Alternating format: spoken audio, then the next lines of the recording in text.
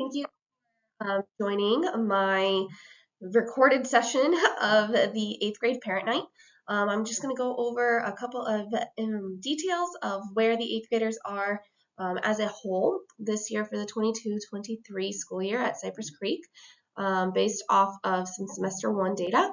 And then we're going to get into all the information about all the different really fun activities that we have planned for our 8th graders here at Cypress Creek. So in semester 1, based off of our grades, they are due on Friday, January 6th. And so that is this morning. So we are still updating this number. This was pulled, this information, the Tuesday we returned from winter break. So it will be, unfortunately, a little higher for our off-track students. And what that means is that the students who are off track, they either are recovering credits from 6th grade, recovering credits from 7th grade, or they failed a course for semester 1 and in 8th grade. And so that is why that number might increase, is because we do have some teachers who didn't turn in their grades at the time I had pulled this information.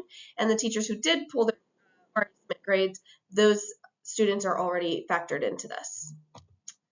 So unfortunately, those 13 students that are off track, that does mean that they're not eligible to promote to high school at this point in time. What we do to remedy that and to fix it is students who have failed 6th and 7th grade courses have already been placed in credit recovery with Miss Booker, and she is absolutely amazing and does everything in her power to get our kids across the stage for their middle school promotion. And so those 8th graders who did not pass semester 1, they will be removed from an elective probably 2nd or 3rd week in January, and they will be put into credit recovery with Miss Booker to recover the credits that they failed in semester 1 for 8th grade.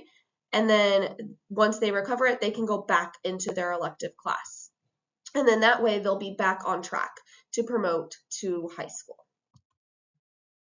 As far as discipline's concerned, school-wide we had 517 referrals in first semester, and unfortunately 8th grade was 50% of our entire school's referrals. We have 93% of our students on track, so we know it's not every student, but it is quite a majority of them.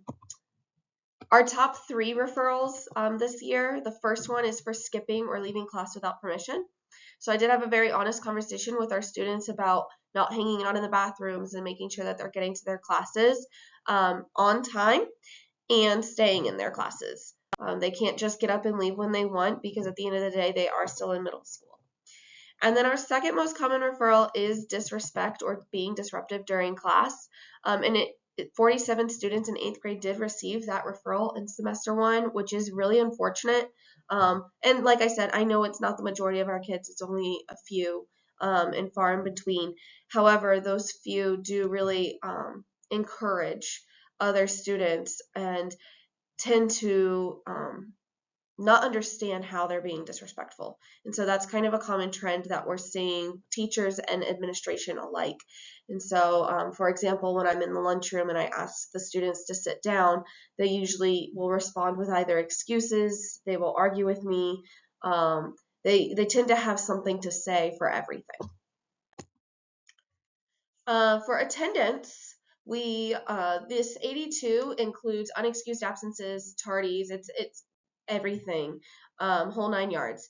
So, however, something that we were noticing a lot of at the beginning of 8th grade year was a lot of tardiness. And so what we started to do was we've been doing tardy sweeps every period, every day. And so a tardy sweep is essentially when the bell rings, the late bell, the teachers are at their doors in the halls during passing. When that late bell rings, they are instructed to close the door. And any student who's remaining in the hall at that point has to go get a tardy sweep pass. Teachers have been instructed not to allow students into their classroom without a pass, whether it's a pass from a teacher of a class that they were asked to stay behind in, or they were genuinely late. And so what happens is when they get that tardy pass, their name gets taken down, and they, in exchange for their name, receive the colored sheet of paper, which is the tardy pass. They flash that pass through the window to their teacher, and the teacher will then open the door and allow them in. With those set of names, every single day we have been doing lunch detention automatically for the students who were late to classes. And so the very first week that we did this, we had 43 students serving lunch detention each day. And then lately, the average number of students has decreased to only 6. So it has shown to be working, and we are going to continue it. One of the things that's been confusing for the students is that when the tardy bell rings, if their teacher says, I'm not going to let you in without a pass, and they're so far gone late that Mr. Wakely and Miss Allison, who are our discipline assistants, if they're not in the hallways, the kids, instead of going to their office to get a pass, have been taking it as an invitation to go hang out in the bathroom and then skip class. The difference, though, between the tardy sweep and skipping is that if they take the tardy sweep pass, they get a lunch detention, and we don't call the parent. They serve the lunch detention. After 4 of those, though, they will receive a referral for their consistent tardiness. Unfortunately, when they decide not to get the tardy sweep pass by hanging out and trying to hide in a bathroom, the teacher will then mark them for skipping, which is an automatic referral. So, and that's when the parent gets called and they get even bigger consequences. So they're better off just serving the lunch detention, and then that way their parents don't have to find out. They can just, sit in lunch detention. All they have to do is they cannot have phones, so there's no phones, and they sit at a table away from their friends. They eat lunch there, and then at the end of lunch, I ask them to help me clean the cafeteria by simply taking any remaining materials that are on top of tables, so milk jugs, chip wrappings, and they wheel a trash can around to that, and they just grab them and put them in the trash can. So for this next semester, we are going to be having a couple changes to our cafeteria. So starting a week from the day that they had heard this information, so they heard it Thursday on January 5th, and then Thursday, January 12th, the cafeteria tables are going to change a little bit. So we've notified the students, so they have a week to, be aware. When they enter the cafeteria, they're going to scan a QR code, and that will indicate for them where they're going to be sitting, and then we will have access to that. So whichever seat that they scan, that is going to become their new assigned seat. So yes, they are going to have assigned seats again. However, they're getting to pick those assigned seats, and they have a week's notice. So in that week, we've asked them to please get with their friends, figure out who they want to sit with, and then enter the cafeteria together, if at all possible, and scan and sit with those friends. We did have a conversation, however, that if they act out or if they're not behaving in their desired seat, that I will be selecting a new permanent seat for them, and that will become their new seat. In the cafeteria, we do have a couple rules, so I just reiterated these with our students because when we came back from break, they seemed to have forgotten. So it's that they cannot stand up or get out of their seat without permission. And I simply explained to them, I understand how frustrating it is. Like, they want to be able to get up when they want to get up. However, it could be a safety issue because, again, there's 510 of them in a cafeteria at once. And then there's only 6 adults usually in that area serving lunch duty. And so the ratio is really intimidating at times when all the kids are up and moving. And aside from that, if there were to be an emergency and we had to evacuate the cafeteria and did not know a student was still in the building and left them in there, it would be really unfortunate because we would have no idea that that student was still there. So we just need to know for safety purposes where the students are at all times. And so we ask that they just let us know, like, hey, can I go here? Can I go here? And then we'll have that conversation with them.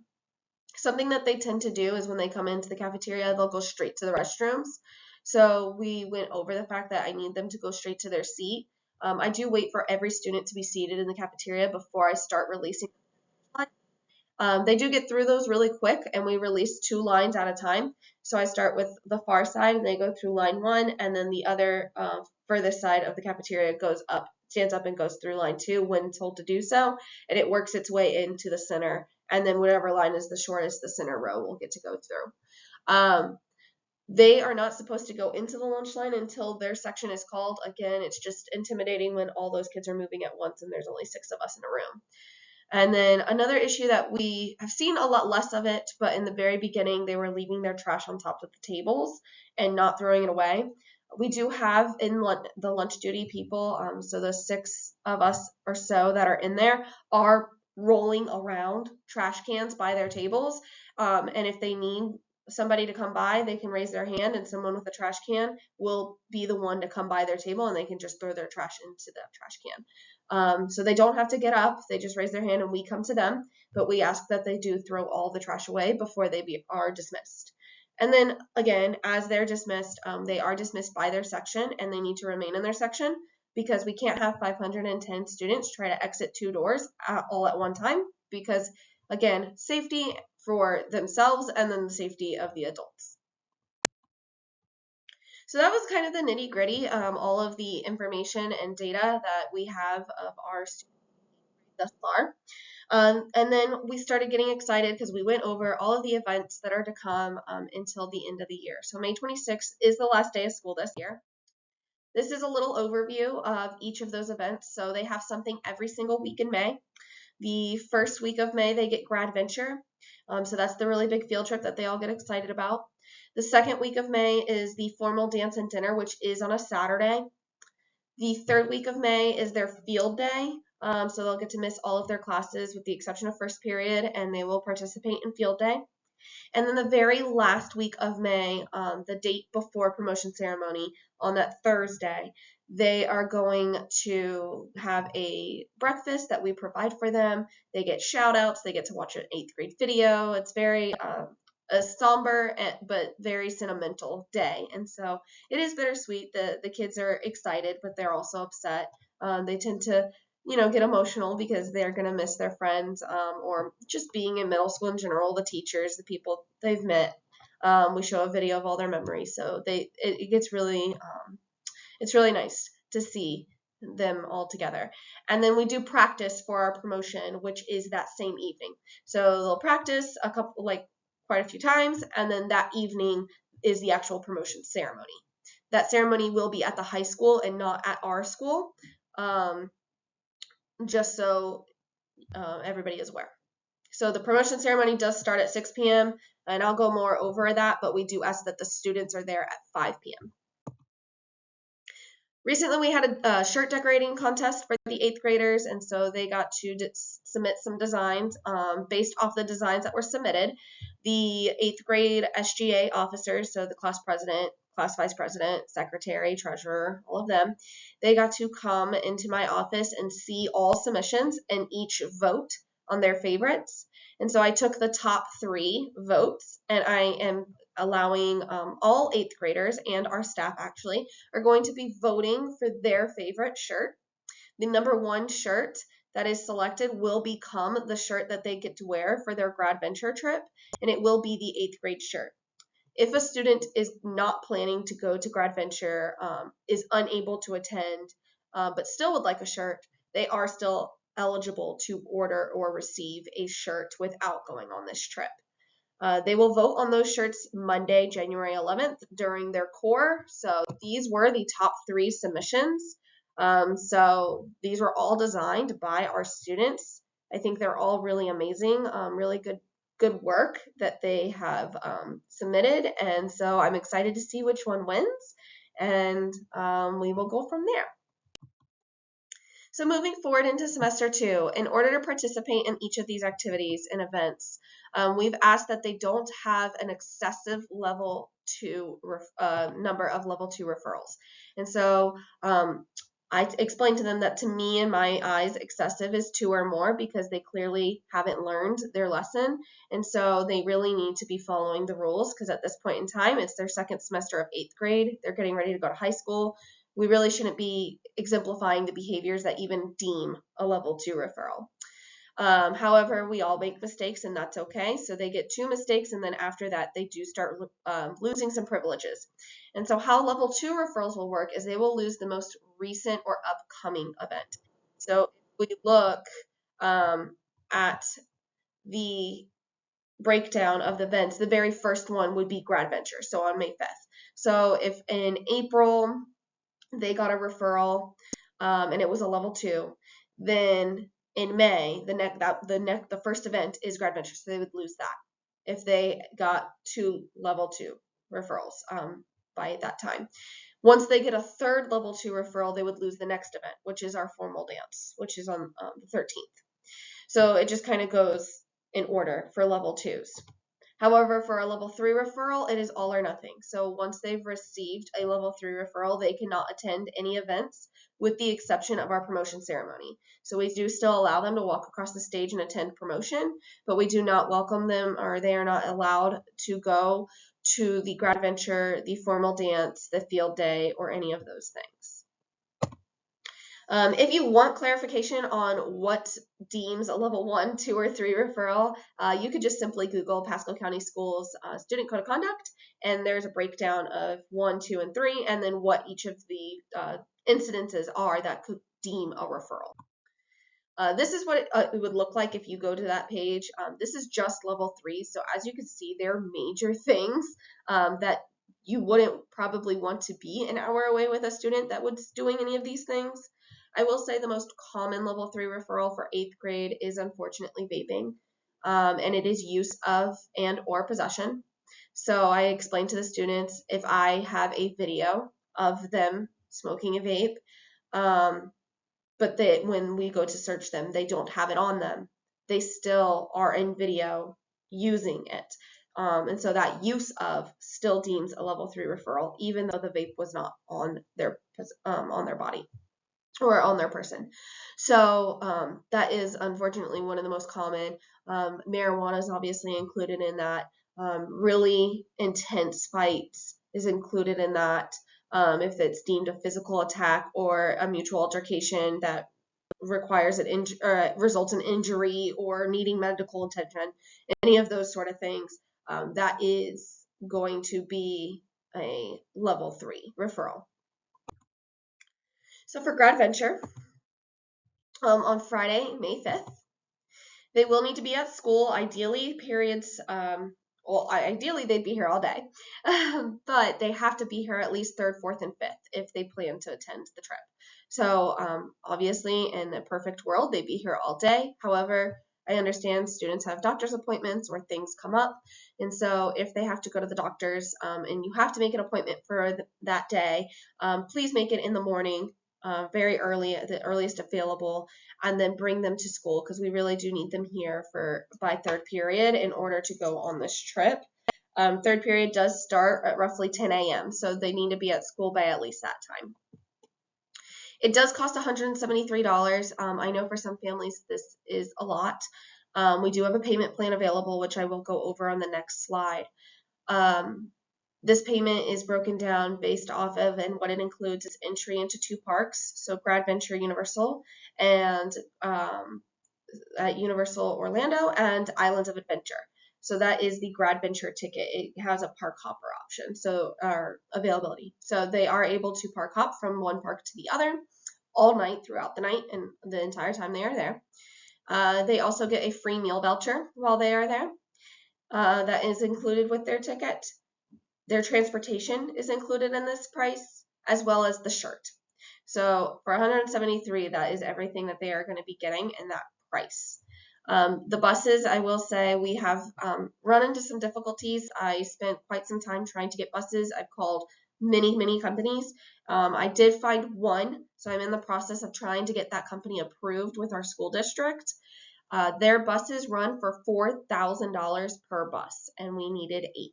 So that obviously is a lot. If you broke down that amount by the amount of tickets that we have available, that's about $80 a seat.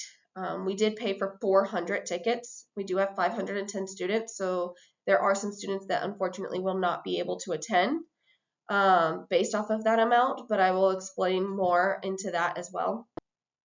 And so of the 400 tickets, they are first come, first serve, but once payments are made, that student's seat or spot on the trip is secured. And again, we do have that payment plan option available to them as well. We haven't had issues historically with any students that want to go that are not able to go. Last year, we actually had extra student tickets. So we have not run into issues with that. but with that seat cost of being $80 and their ticket at $102, you're already looking at $182. So after we factored in the shirts, it was going to be a pretty extraneous price, and we weren't comfortable as a school charging that much. So I did talk with Mr. Light, and we are footing 10% of this trip to reduce the cost for our families. So it is now $173 based off of the numbers that we've been receiving in quotes. Unfortunately, there are no refunds. So if a student does receive a level 3 referral and you have paid, we are not able to refund their trip, because once that money is received, we put it into the account and we pay off everything that we've paid for. So because we do have to pay for the buses and we do have to pay for that amount of tickets. If somebody does receive a level 3 referral and there's another student who wanted to go but was not one of the first 400 to pay, then you will be contacted, because that student will be on a wait list, and we will go in order. We will keep a track of who is on a wait list, and if a spot opens up, we then call the family on the wait list and add them onto the trip. Every student will be searched prior to getting onto the bus. The students are all aware of this. I have gone over it with them. They are separated by male and female for their searches. They will stay in the cafeteria after lunch. So they're in the cafeteria, they eat during lunch.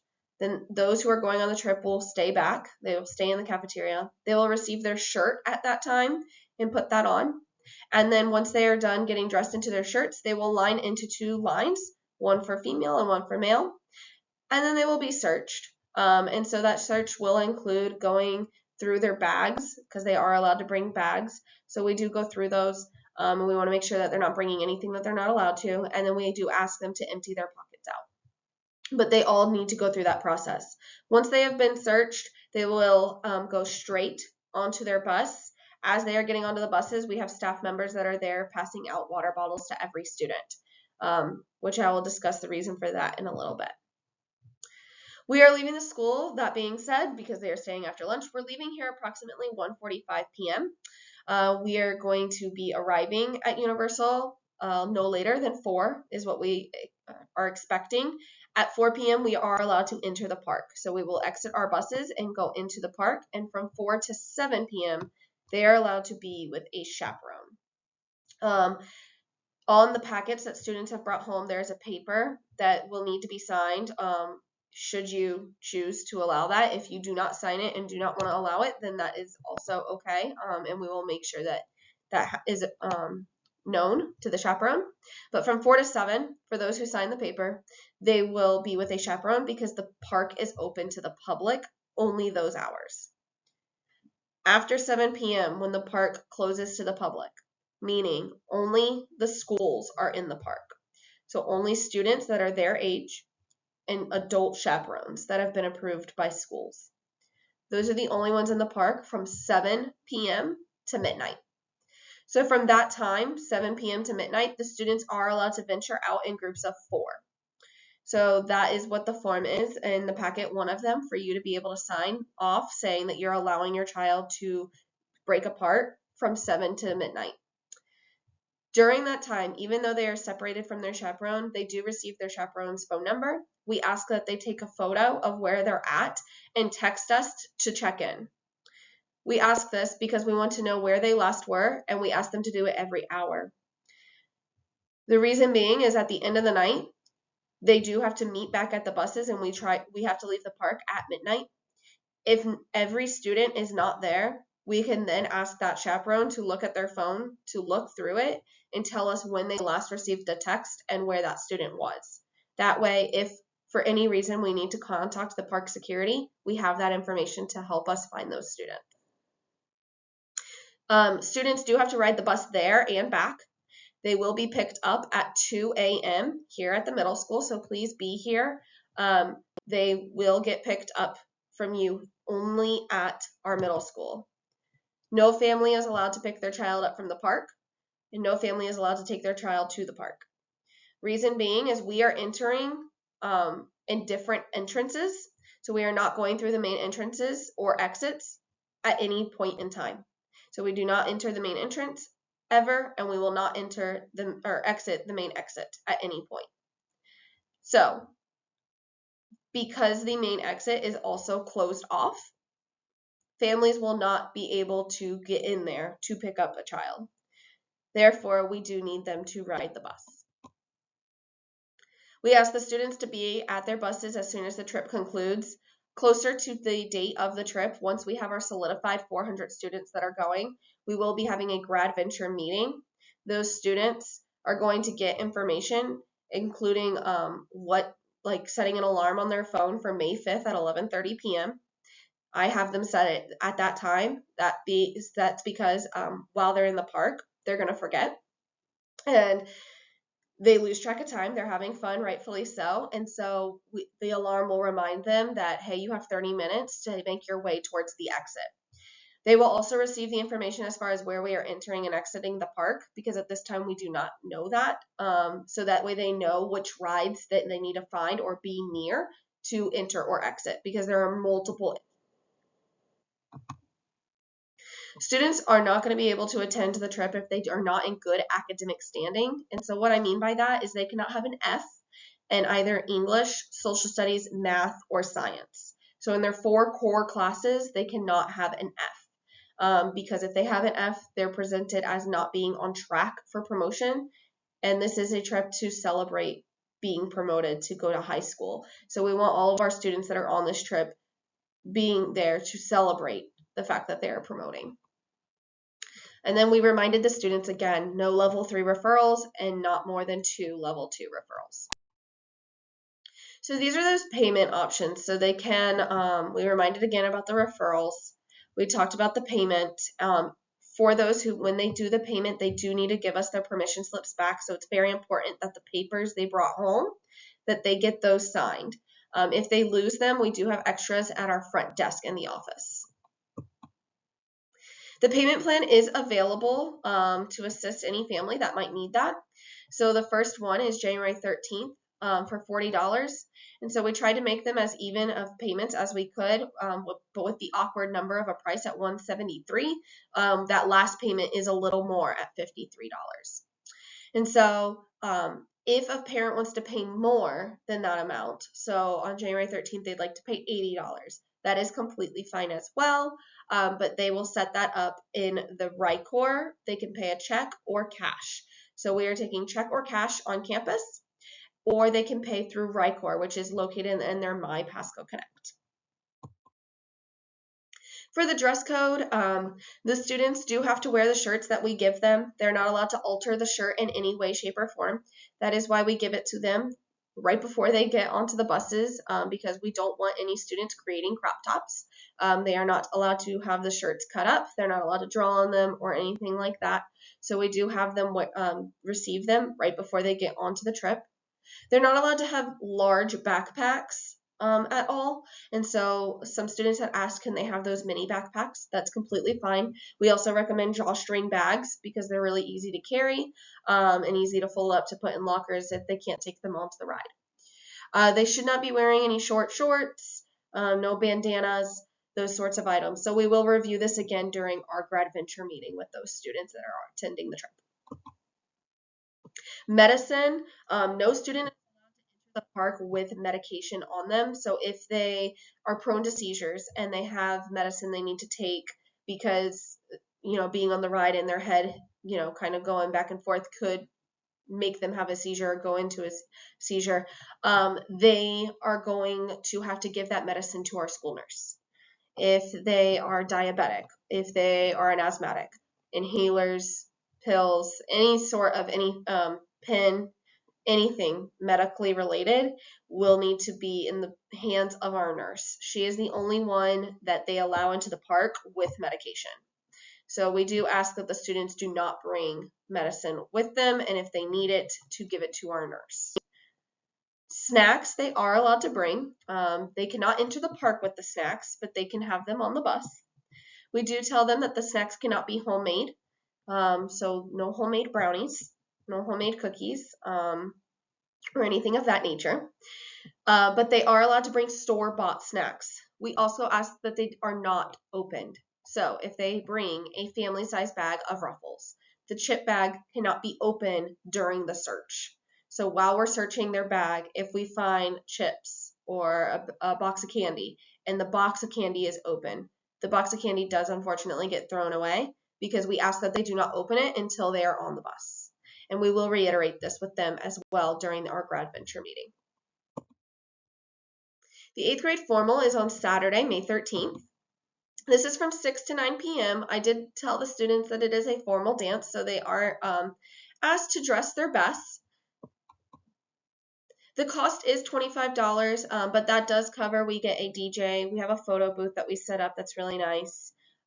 We also give them a formal dinner. So last year's dinner was Italian. We are working on getting the food ordered for their formal dance this year. And then we also put together a very nice dessert bar with a lot of different dessert options. If your child's not much of a dancer, we do leave the dinner area, which is in our cafeteria, open, and we have games set up. So students can stay and play games behind in the cafeteria with their friends, and then those who really like the dancing are able to go across the courtyard into our gym, which is where the dance will be. Our 8th grade field day, this is in the 3rd week of May, on May 19th. It will start second period with the issues we've been having with late buses. Also, we want our kids to get into their teams. So that is what they're going to be doing during that first period time. And then from second period till the end of the day, they will be able to participate in the field day events.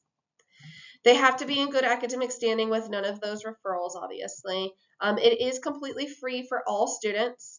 They are going to be broken into teams. So we expect to have 50 teams if every kid participates, with about 10 kids per team and one team captain. There will be a captain's meeting with myself and each of the 50 captains where they will get information. So they'll get like a schedule that they need to follow so that they're not going into other teams or intruding on them on their points. They will earn points, so there's going to be different stations set up where they can play a game, and then as a team they will score points. At the end of the day, all of the points will be added in, and then we are working on getting prizes for the 10 students of the winning team. So it's super exciting. If they are not the competitive type or they do not want to participate in the competition piece, we will also have a bounce house obstacle course there as well for them. There's a DJ out there playing music. They do get free lunch that day. If they have dietary restrictions, we do encourage you guys to pack a lunch for them. But we will also have food trucks available. So this will be something that they have to use their own money on, but we will have several food trucks as well so that they can do that. We have sidewalk chalk out there, and it's really just a fun time for them to enjoy themselves and have the day. On May 25th, so this is the day of their promotion ceremony, but during school, this is what their schedule will look like. So from 8:30 to 9:50, when they first arrive to school, they will go to their first period. Their first period teacher will bring them to the cafeteria at 8:30 a.m. At 8:30 a.m., they will have their breakfast from 8:30 to 9:50. We are paying for that as a school. It will be catered from McDonald's. And then after the breakfast ends, they will go towards the gym. In the gym, they will be able to watch their 8th grade video. They will receive their shout outs, and we will be doing promotion practice. So I'll talk more about the shout outs in the next slide. The promotion practice will happen before and after lunch. As far as our shout outs, all shout outs are going to be placed in student folders. The folders will be on their seats when they go for promotion ceremony. There is not a correct template. However, we do have a easy mock form set up so families can scan this QR code now. We also will have this in every Heller Hub starting January 6th until May 22nd. That is when the shout outs will close. So May 22nd, we will no longer have any shout outs available that we can collect at that point. They will be placed in the folders and the students will receive them after their breakfast. You are welcome to start submitting those as early as now. If you want to create something for your student, you can turn that into our front office and give it to the front desk, and we will make sure it goes in their folder. If you are giving something for either your own child or maybe your child's best friend who's always at their house, please make sure you do include their first and last name. We do have students in the 8th grade with the same name, multiple students. So please make sure you have the first and last so we can ensure it goes to the correct student. The practice for promotion will be from 10 to 11:30 and then again 12:45 to 2. That is going to be in our gym, and we are welcoming parent volunteers to come and help us out. If you do plan to come and help, you have to be an approved volunteer through the Pasco County School District. If you would like to volunteer, please reach out to me via email. I have listed my email here. If you have any other questions, you may reach out via email as well. For their promotion ceremony that evening, that is their middle school graduation, so we do ask that they dress presentable. It will be Thursday, the 25th at 6 p.m. for parents, but we have asked students to arrive at 5 because we do have to get them in the back of the gym and order them in their proper order. You guys will go in and take your seats, and then at 6 p.m. we will start the music and they will be walking in. This is a poster that's been created and will be available to students in the 8th grade hallway. It gives them an overview of each of their events, the dates, as well as the codes so that they can send shout outs to one another. This was the invitation for our parent night in case you missed it. And if you have any questions, please feel free to shoot me an email at knieves@pasco.k12.fl.us. Thank you.